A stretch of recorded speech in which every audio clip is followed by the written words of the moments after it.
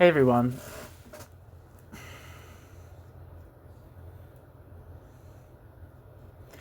This is the first chapter of Nazis' Islamic Antisemitism in the Middle East, the 1948 Arab War against Israel and the Aftershocks of World War II by Matthias Küntzel. Chapter 1 has 5 sections: Islamic Anti-Judaism, European Antisemitism, Sayyid Qutb, quote, Our Struggle with the Jews, end quote, the Charter of Hamas, quote, Al-Aqsa in danger, exclamation point, end quote. So let's get cracking. I'll probably have to look a lot of things up in this, so forgive me. I know that's probably tedious to listen to for some of you, but I feel like I feel the need to look things up a lot, so forgive me. And you might also hear marginalia from myself, talking to myself about what I'm reading. We begin with Muhammad Ali, a friend of Iranian origin. Muhammad Ali was so named after his dead uncle, an atheist and member of the Iranian Communist Today Party, who had been murdered by agents of the Shah in 1950. Once in Germany, my friend found that everyone thought he was a Muslim because of his name, despite the fact that while not a member of the Today Party, he still considered himself an atheist. Finally, Muhammad Ali had had enough. In frustration, he changed his first name from Muhammad Ali to Michael. This goes to show how an alleged Muslim identity may be falsely attributed and people thereby insulted. Moreover, even among the observant, there is no such thing as the typical Muslim. Muslims differ widely in the practice of their faith. For example, as a teacher in a technical college, I have witnessed, quote, Muslims openly stating in front of the class that in their hearts they have abandoned Islam.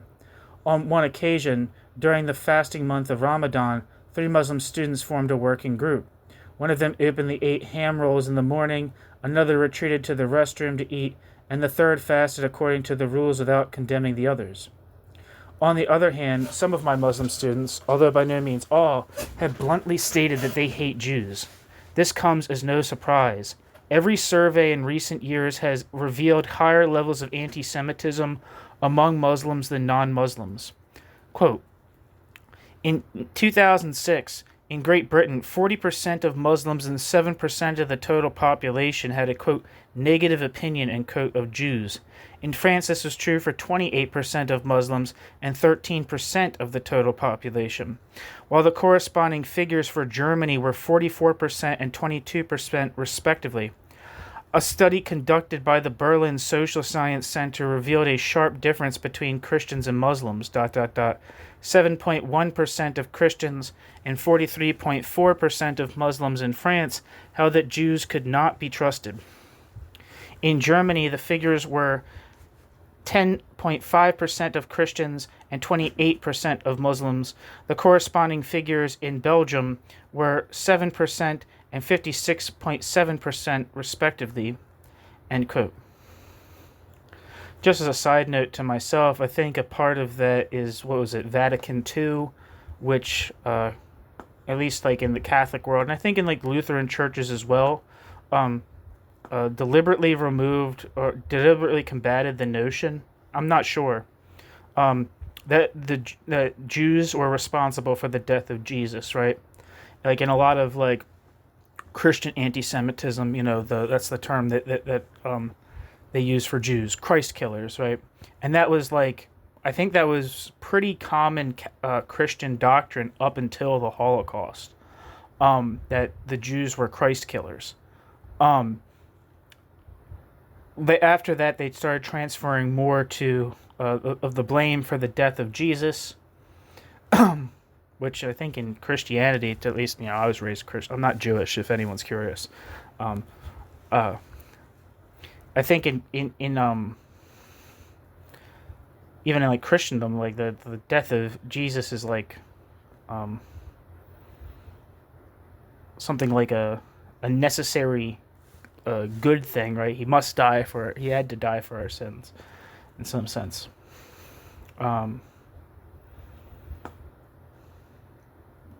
Yeah, but it seems like in a lot of the Christian churches, the main denominations at least, in Europe at the very least,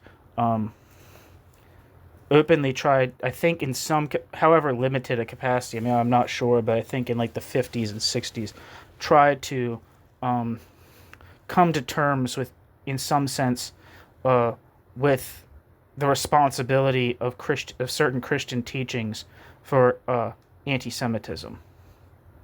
But that's just a guess. Sorry, let me get to this footnote.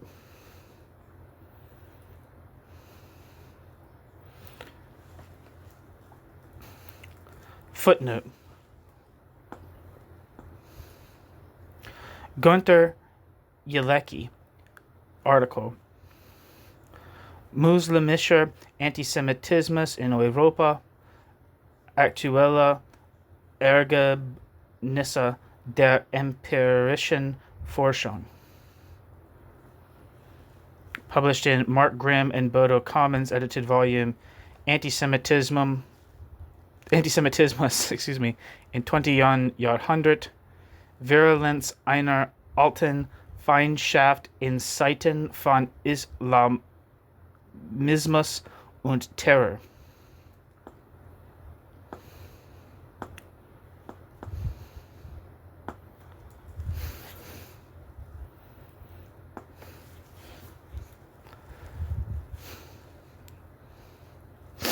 And the description for this book says,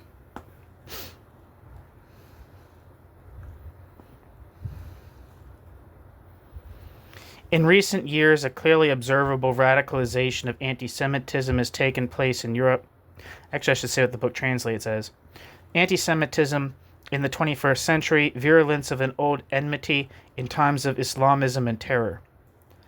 And the book's description says, in recent years, a clearly observable radicalization of anti-Semitism has taken place in Europe, which has had murderous consequences for the Islamist-motivated terrorist attacks in Paris, Toulouse, Brussels, and Copenhagen.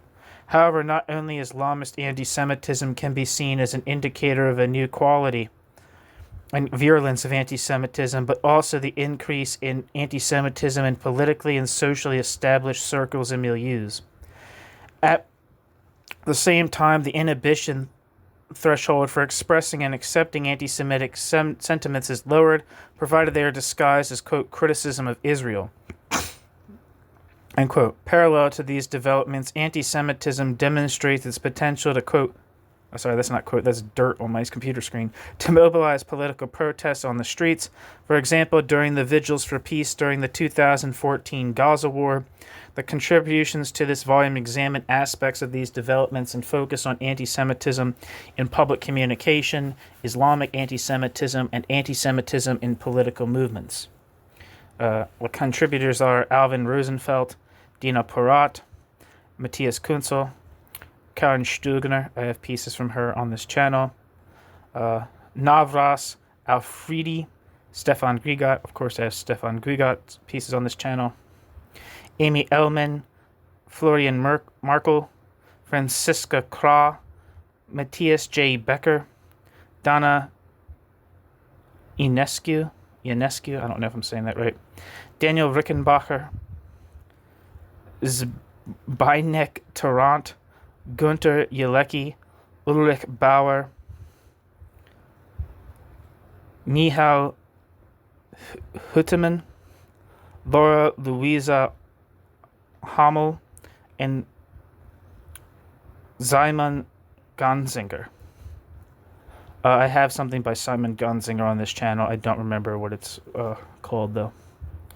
Anyway, moving on, back to the text and footnote. This shows, according to anti-Semitism expert Günter Jelecki, quote, that among Europe's 15 to 22 million Muslims, anti-Semitism, rather than being an exceptional occurrence, is so widespread that Jew hatred is often the norm. End quote.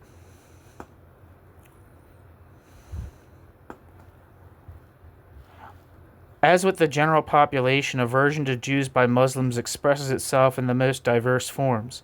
Classical conspiracy theories that attribute to the, quote, Jews and imaginary power over the world economy and media, notions derived from Christian sources such as the ritual blood libel, nationalist constructions that view the Jews as, quote, the other, denial of or relativization of the Holocaust or anti-Semitism directed at Israel. However, in addition to all of the above, there is a special type of Jew hatred that can be found only among Muslims, Islamic antisemitism. Many object to this terminology, claiming that it represents a covert attempt to stigmatize all Muslims. In fact, however, the opposite is the case. Linguistic clarity aids the drawing of distinctions. When we talk, for example, of, quote, Christian anti-Judaism, end quote, we're not pointing the finger at all Christians, but naming a specific and clearly defined ideology, and it is to be named if it is to be combated, above all, within Christianity itself. The same applies to the concept of, quote, Islamic anti-Semitism, end quote. How can we combat this delusion if, in order to avoid upsetting anyone, we dare not name it? The term is aimed neither at Islam in general, whose texts also contain pro-Jewish passages, nor in blanket fashion all Muslims, not a few of whom reject anti-Semitism.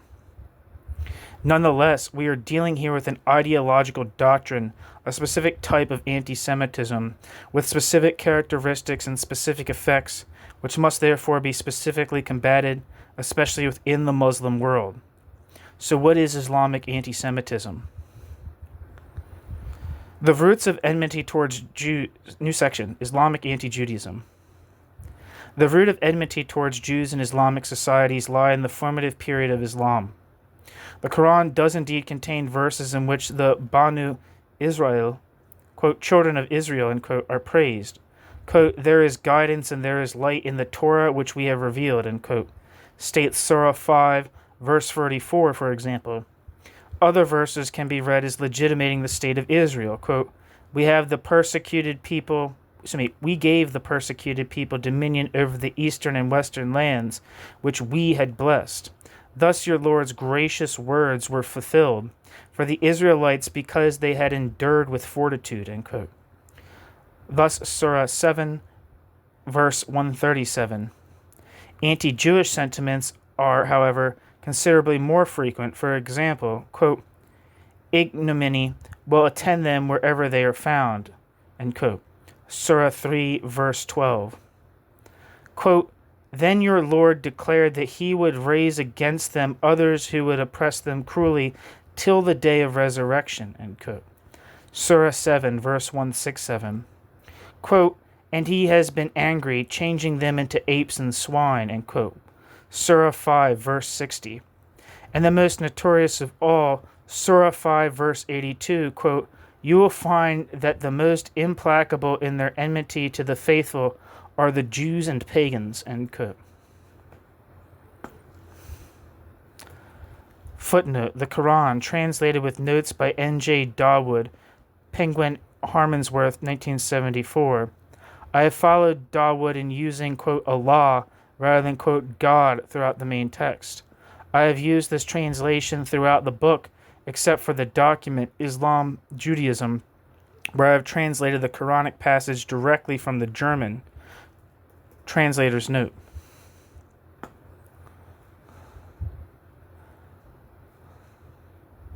End footnote. The Tunisian philosopher Mesri Haddad, himself a Muslim, has described these verses as, quote, anti-Semitic dross, end quote, and demanded that, since the Quran cannot be amended, they should be reinterpreted with, quote, intellectual audacity, end quote, and, quote, hermeneutic reasoning, end quote. Is this a contemporary philosopher? Yeah, it looks like he's a contemporary philosopher, but I think in one of the, I think like pretty early on, maybe I think might be even before the European Enlightenment or contemporary with the European Enlightenment. I am not sure. And I don't have any specifics, so I'm just talking about some guy.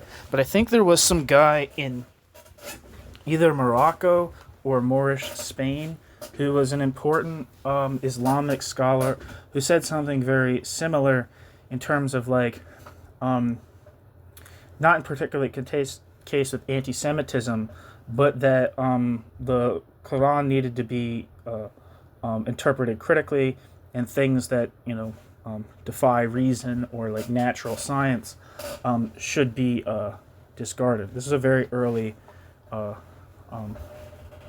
Islamic scholar, not early as in like the beginning of Islam, but a very important figure in the history of philosophy. That's like pretty, I think, like very early, like very progressive compared to European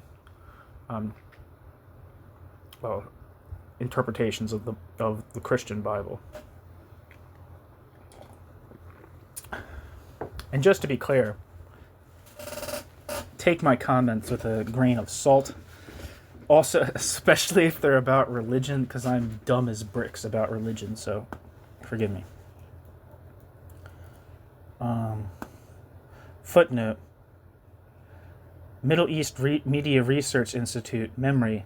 Tunisian philosopher Mesri Haddad, Islamists have reduced the Quran to a nauseating anti-Semitic lampoon. Special Dispatch Series, number 1362, 21st of November, 2006. And according to Wikipedia, Mesri Haddad, born 1961, is a Tunisian journalist, writer, philosopher, and diplomat. Mesri Haddad was a doctor of moral and political philosophy at the Paris Sorbonne Institute and the first Muslim candidate to be qualified by the National Council of French Universities as a lecturer in Catholic theology. Mesri Haddad is the author of several essays that focus on politics and religion, Islam and Christianity. Mesri Haddad contributes to the press in France, Le Figaro, Libération, and Le Monde, Belgium, La Soir, and Switzerland, Tribune de Genève, Tribune de Genève, I don't know if I'm saying that right, and has made several appearances on France 24, LCI, Public Sénat, France O, and France 2.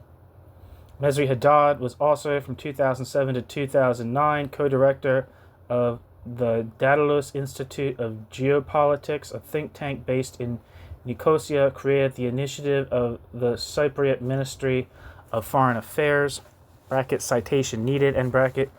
In late 2009, he was appointed ambassador to UNESCO, a post he resigned in 2011 before the fall of Zine El Abidine Ben Ali.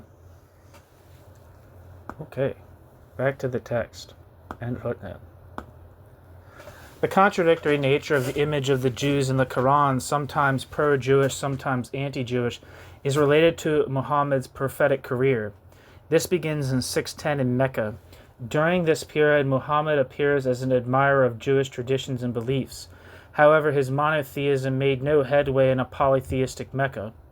As a result, in 622, Muhammad moved north from Mecca to the town of Yathrib, Yathrib,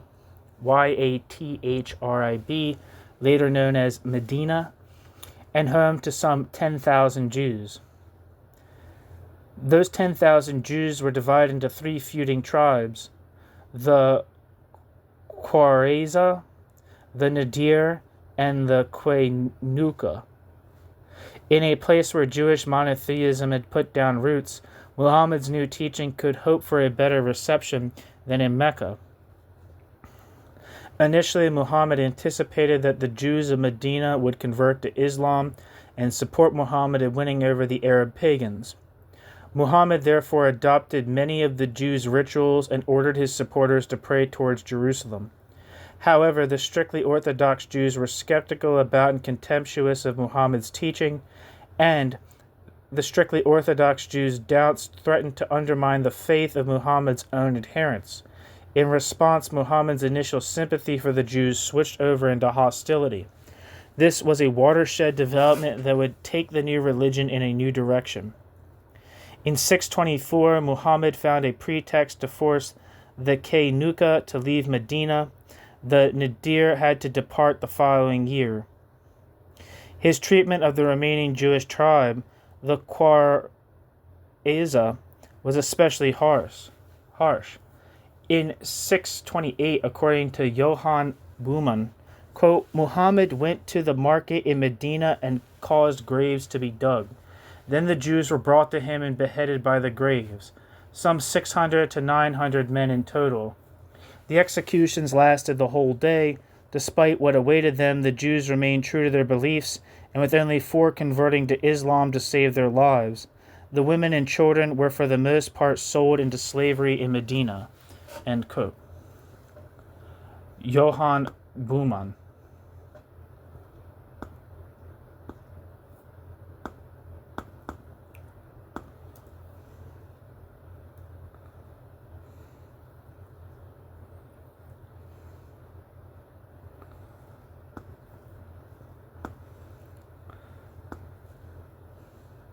Footnote.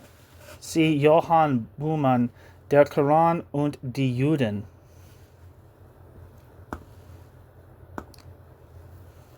And Norman A. Stillman's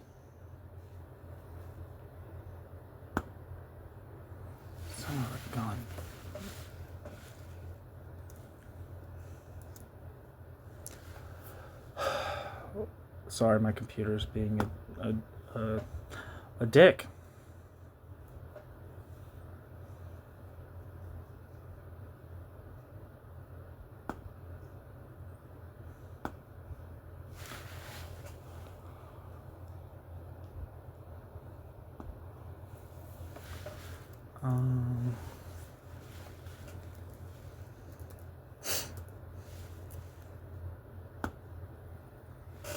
Sorry. Yeah. Footnote. Johann Buhmann, Der Koran and die Juden. The Quran and the Jews.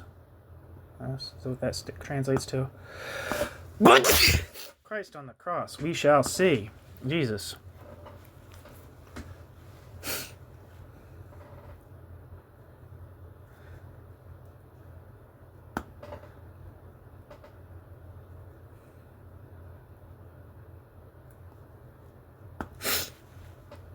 I'm not really saying anything for this book.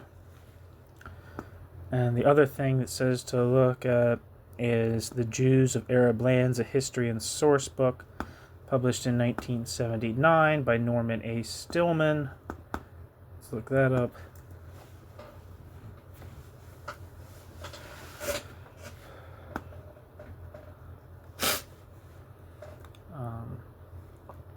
The description for this book says, Norman Stillman has produced a comprehensive and articulate history of the turbulent and complex relationships in the Middle East that brilliantly captures the people and the history.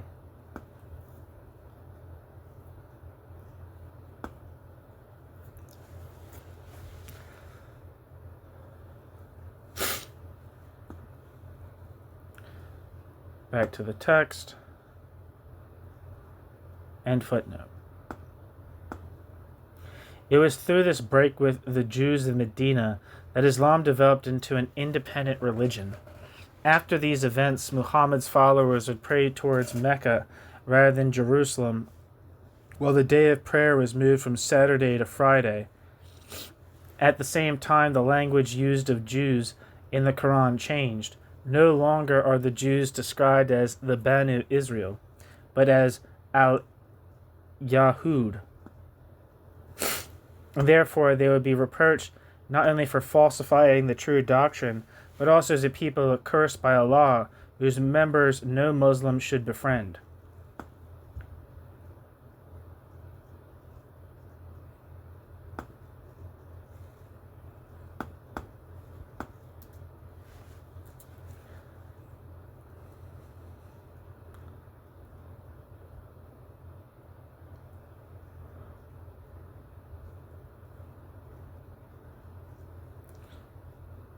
Footnote. Ahmed Abdel Samad Muhammad Aina Albrecht Nung.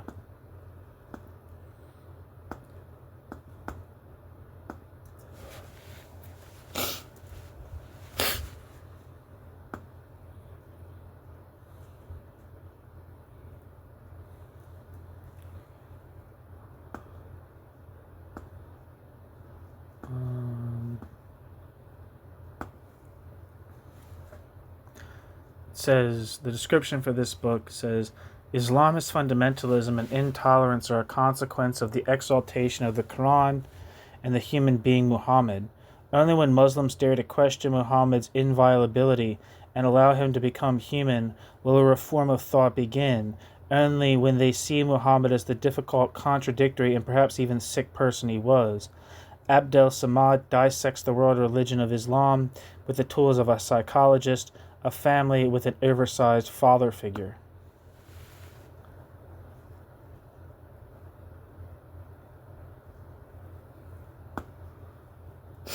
Wait, what did the book translate to? Oh.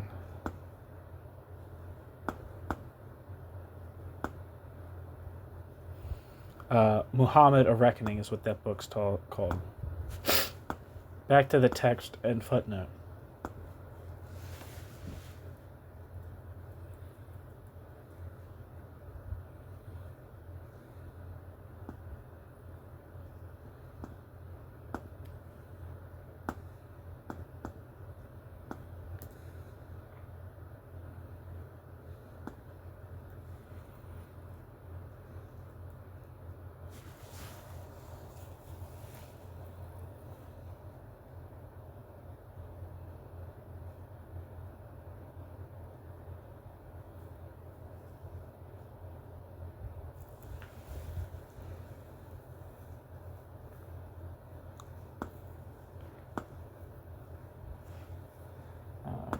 Back to the text, sorry. In 629, a year after the massacre of Quraiza, Muhammad resumed his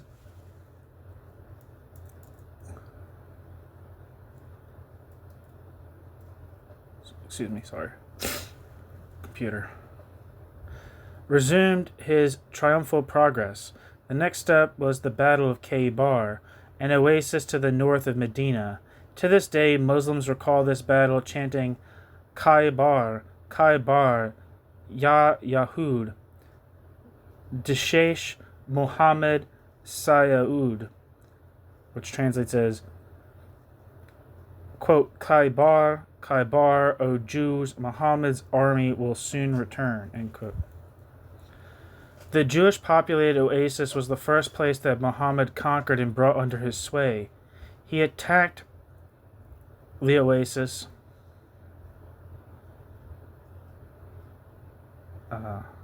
Khaybar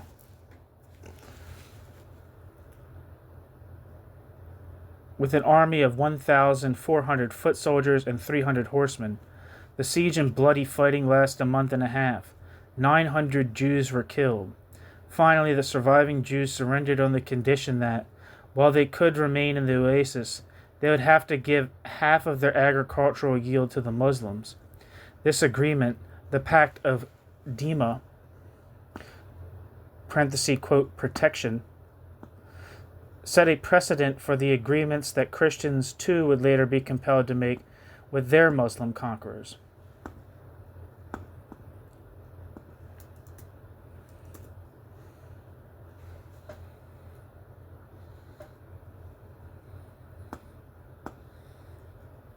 According to this pact, dhimmis, quote, protected persons, end quote, were tolerated and as a rule protected by the authorities as long as they allowed themselves to be humiliated by Muslims and accepted their lower rank and legal status. Dhimmis were obliged to pay a poll tax, wear degrading clothes, and ride donkeys rather than horses. Dhimmis were forbidden to attend Muslim schools. Dhimmi's testimony before a court was worth less than that of a Muslim, and Muslims who committed crimes against dhimmis only had to pay half the penalty for similar deeds against fellow Muslims. It is true that overall the Muslims offered the Jews of the medieval Orient more tolerance and legal security than did the Christians in Europe. However, this does not justify talking about some kind of, quote, golden age, end quote, for Jews living under Islamic rule. They were systematically oppressed and humiliated, and also from time to time fell victims to pogroms and massacres. Footnote. See the account of crimes committed against the Jews in the Orient in Andrew G. Bostom's edited volume, The Legacy of Islamic Antisemitism, published in 2008. Also, George Ben-Susan, Die Juden in der arabischen Welt, die verbotene Frage.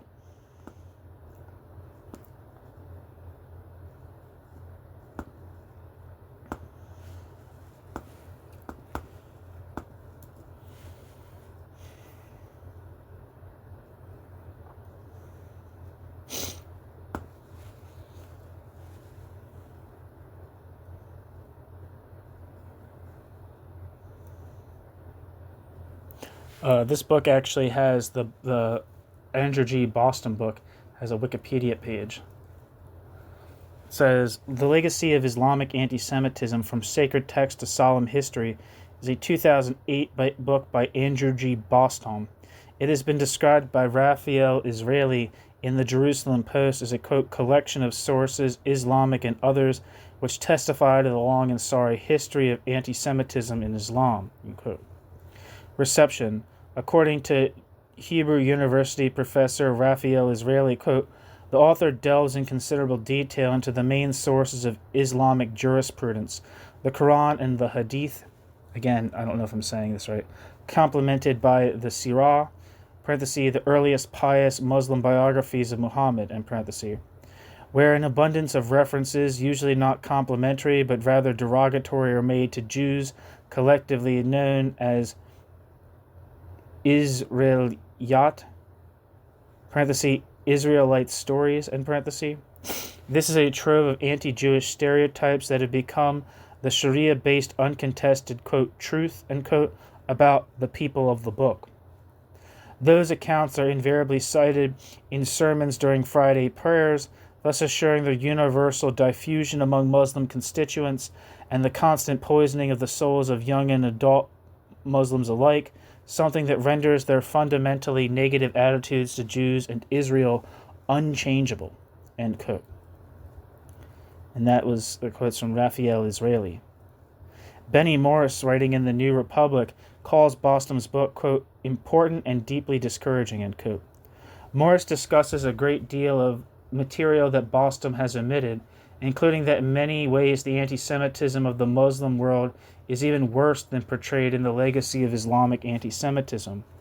However, Benny Morris later apologized in the review for this comment, saying, quote, mea culpa, I somehow missed the references to the Aden and Moroccan massacres and the medieval pogroms and apologized for writing that they were not mentioned in the book, end quote. Benny Morris. The Wisconsin Jewish Chronicle praises the book for making its case with exhaustive use of original sources, quote, anti-Semitic passages from the Quran, the Hadith, parenthesis, collected anecdotes about the Muslim prophet Muhammad's life, and parenthesis, the Sirah, parenthesis, early biographies of Muhammad, and parenthesis, anti-Semitic essays, speeches, and excerpted book passages by Muslim scholars, theologians, and thinkers from the Middle Ages to the present, and scholarly witness and journalistic accounts of Muslim persecutions of and discrimination against Jews over more than 1,000 years, end quote.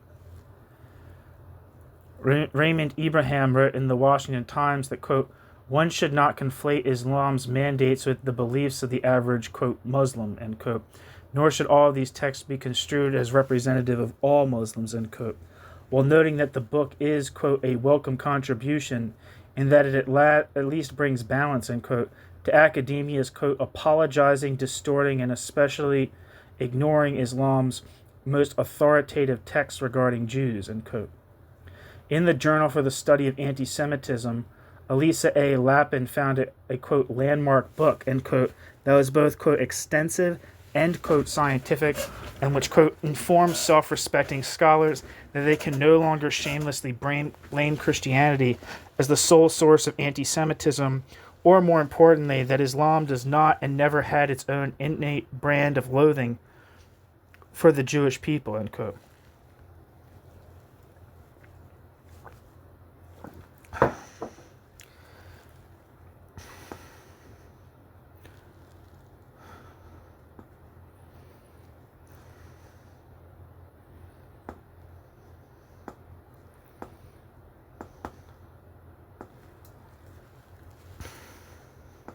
Back to the text, and the other book that is cited is George Bensusan's Die Juden der Arabischen Welt, die verbotene Frage,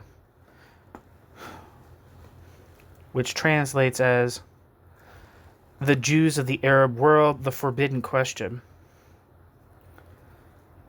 It has an introduction by Stefan Grigot, who I have pieces, of course, from him on this channel.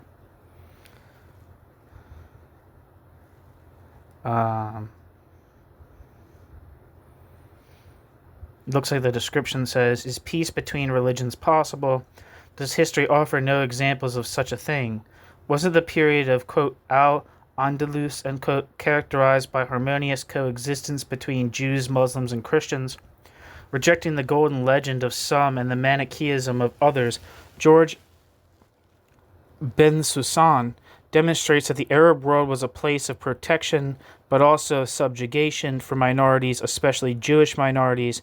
Based on research in military, diplomatic, and administrative archives, Bensusan reconstructs these relationships. Beyond the history of emancipation and oppression, Bensusan is concerned with how the relationship between the Muslim world and Western modernity has developed over the long term, from its medieval roots to decolonization. That book was originally published in French.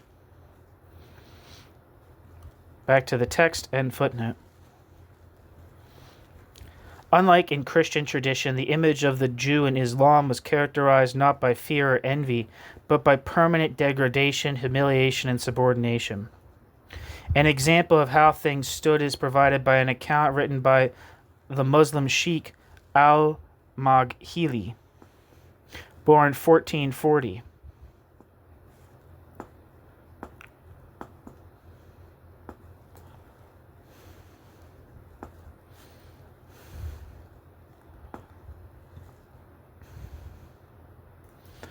Wikipedia says Muhammad al-Maghili, commonly known, who lived from 1440 to 1505, was a Berber alim from Tlemcen, the capital of the kingdom of Tlemcen, now in modern-day Algeria. Al-Maghili was responsible for converting the ruling classes to Islam among Hausa, Fulani, and Tuareg peoples in West Africa. Al-Maghili toured North and West Africa, observing the state of Sharia and changing the status of dhimmis within the region.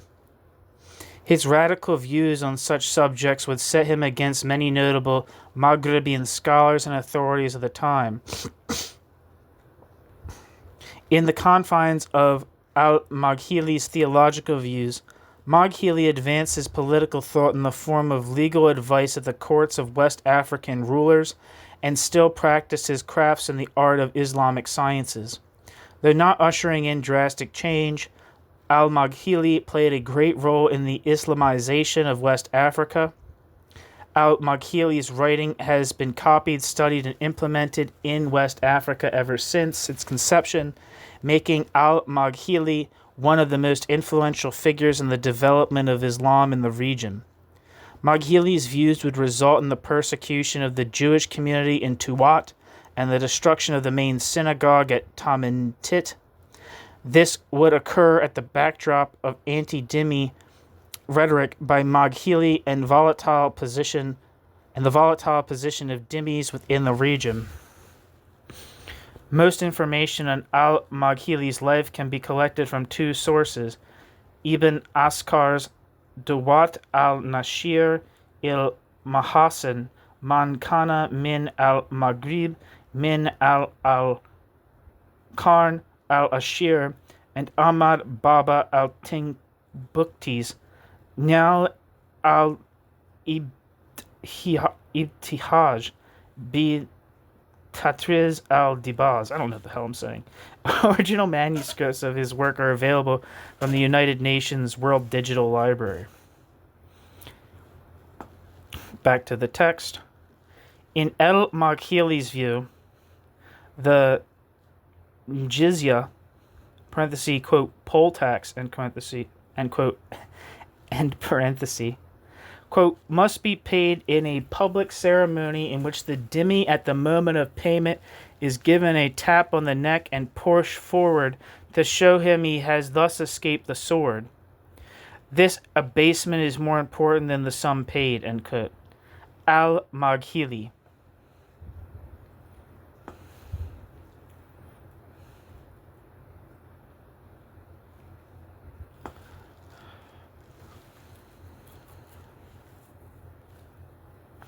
The practice is based on Surah 9, verse 29 of the Quran, according to which Christians and Jews should be, quote, utterly subdued, end quote, when Christians and Jews make the payment.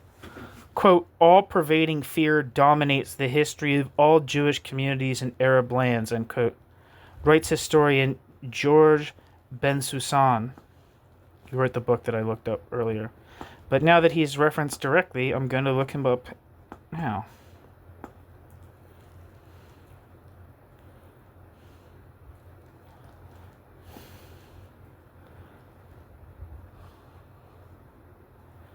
Wikipedia says George Ben Susan is a French historian.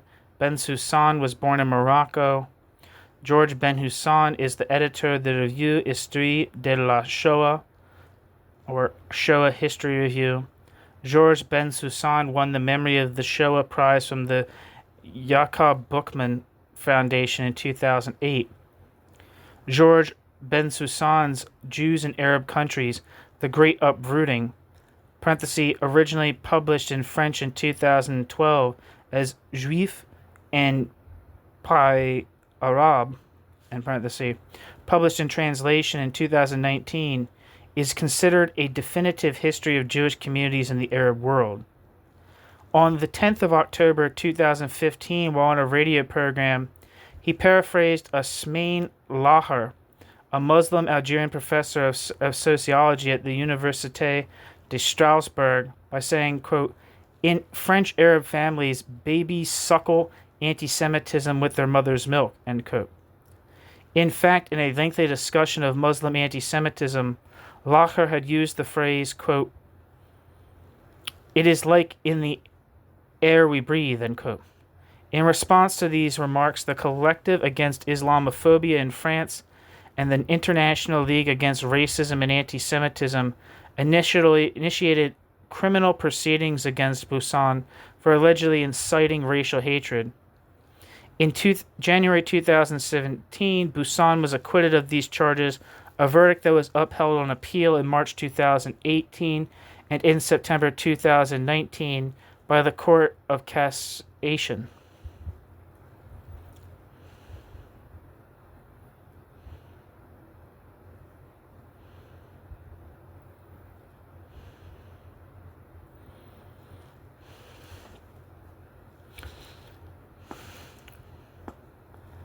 Back to the text. George Ben Susan quotes French Islam expert Eliezer Cherki to prove the point. Or Eliezer Cherki to prove the point. I don't know how to pronounce this person's name.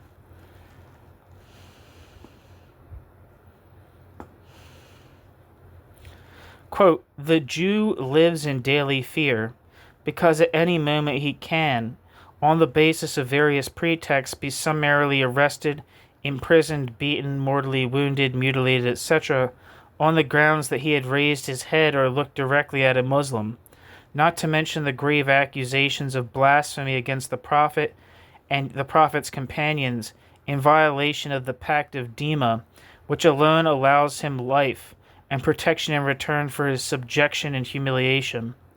This humiliation is his fate because Allah himself has decreed it in Surah 9:29, end quote. Eliezer Cherki, end quote.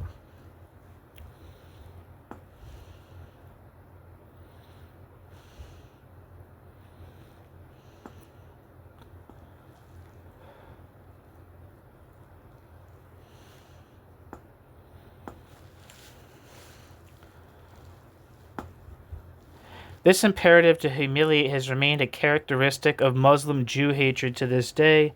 The impulse was clearly on display when in September 2014, Arab youths in Berlin shouted the slogan, quote, "Jew, Jew, cowardly pig, come outside and fight alone," end quote.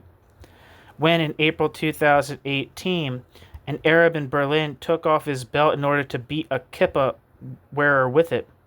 He was also following an archaic pattern that expressed more than just a lust for violence. Like spitting or slapping a Jew, a blow from a belt serves to belittle the victim. Humiliation was more important here than inflicting actual physical harm. But let us return to the Middle Ages. When in Medina, the issue was still Muhammad's self-assertion against particular Jewish tribes. The victory of Khaybar settled the status of the Jews as such. Henceforth, the Jewish presence would be a secondary problem for Muslim societies.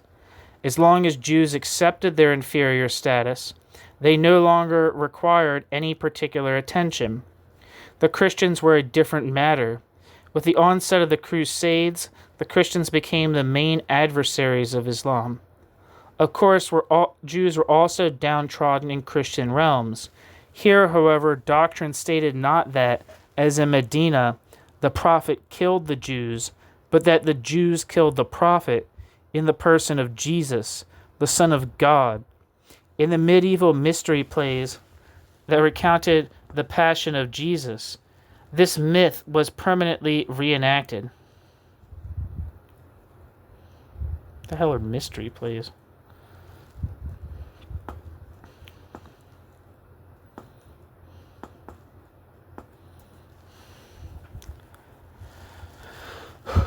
Wikipedia says a mystery play and miracle play, is parentheses, they are distinguished as two different forms, although the terms are often used interchangeably, are among the earliest formally developed plays in medieval Europe. Medieval mystery plays focused on the representation of Bible stories in churches as tableau with accompanying antiphonal song. They told of subjects such as the creation, Adam and Eve, the murder of Abel, and the Last Judgment. Often they were performed together in cycles which could last for days. The name derives from mystery used in the sense of miracle, but an occasionally quoted derivation is from ministerium, meaning craft. And so the, quote, mysteries, end quote, are plays performed by the craft guilds.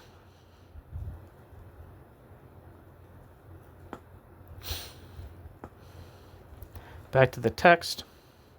The difference between the claimed, quote, success, end quote, of the Jews against Christ and their, quote, failure, end quote, against Muhammad was reflected in the differing images of the Jew in the two religions.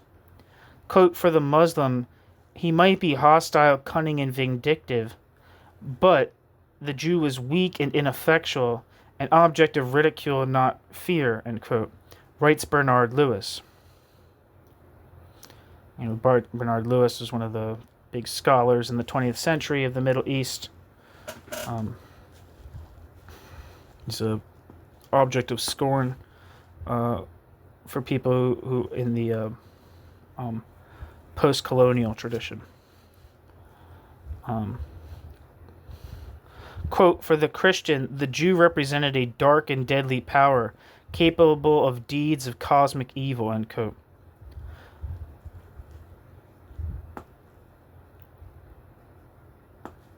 Bernard Lewis. Only on Christian soil, therefore, could the propaganda about the Jewish world conspiracy arise and flourish. Only here do we find, as long ago as the first quarter of the 13th century, the charge that, quote, Jewry has united in a conspiracy to totally destroy the whole of Christendom, end quote.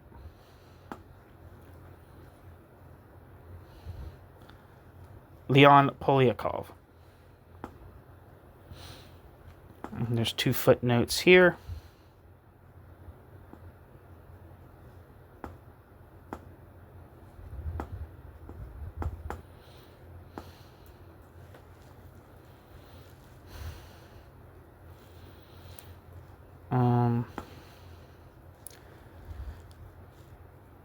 Semites and Anti-Semites, an inquiry into conflict and prejudice by Bernard Lewis.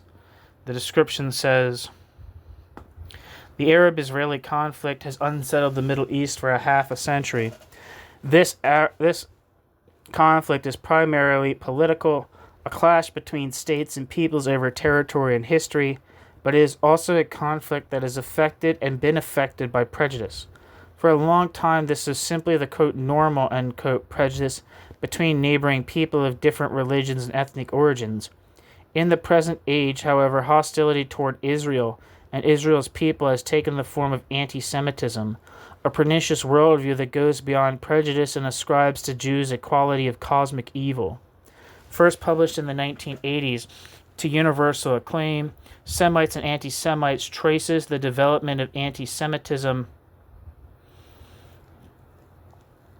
from its beginning as a poison in the bloodstream of Christianity to its modern entrance into mainstream Islam.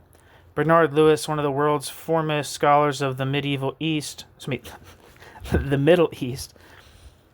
takes us through the history of the Semitic peoples to the emergence of the Jews and their virulent enemies, and dissects the region's recent tragic developments in a moving new afterword.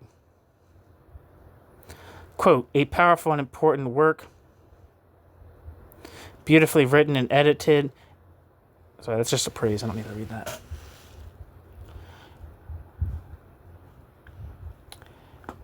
Back to the text and the other book to look up.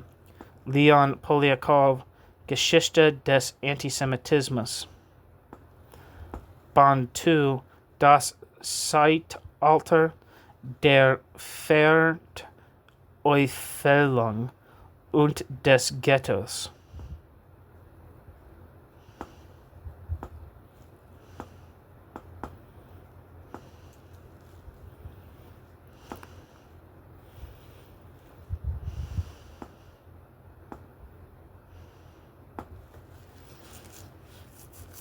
And this, what the title of this book translates as The History of Anti-Semitism, Volume 2, The Age of Demonization in the Ghetto with an Anthropology of the Jews.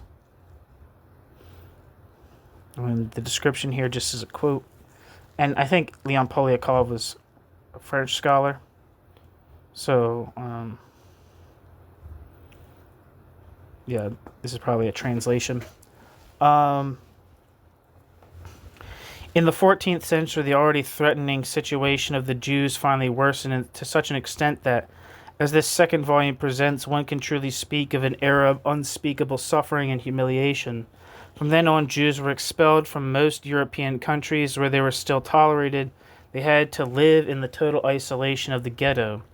This in turn led to the formation of a special Jewish population class, characterized by a specific language and clothing, as well as very specific habits and customs. The author presents the broad spectrum of facts that led to this exceptional state. In an appendix on the anthropology of the Jews, Poliakov also counters the persistent disastrous legend of a Jewish race from a contemporary scientific perspective. End quote. Back to the text. When, a few decades later, the Black Death struck, a scapegoat was ready at hand. In league with the devil, the Jews had inflicted the epidemic on Christendom. Only in a Christian context could religious anti-Judaism grow over into anti-Semitism.